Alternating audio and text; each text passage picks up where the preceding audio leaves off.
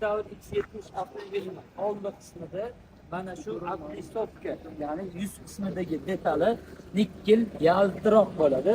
Biz buni qora yaltiroqqa o'zgartirganmiz. Inglizchasiga Black Edition, Black Piano shunaqa so'zlar bilan nomlanadi. Bu narsa o'zbekchasiga qop-qora yaltiroq deyiladi. Shuning bilan birga bu avtomobilda salonda o'rnatilgan paroq bor ekan. Buni cheti nikkel bo'ladi. Akamizni buni ham qora qilib beringlar, chiroyliroq tursin degan maqsadda bizga murojaat qildi. Bu detalini ham yechib, qora yaltiroqqa o'zgartirib berganmiz. Avtomobilning pastki tomoni to'la to'kis keramika suyuqligi bilan qoplangan. Keramikadan oldin albatta polirovka xizmatlari qilinadi. Keramikaning foydali taraflari mayda-chuyda chiziqlar tez-tez paydo bo'lib qolmaydi. Barchaga yangi avtomobil olsanglar, albatta bu xizmatlarni qildirishinglarni tavsiya va taklif qilamiz. Chiroyli qilib bitirib berishga harakat qilamiz.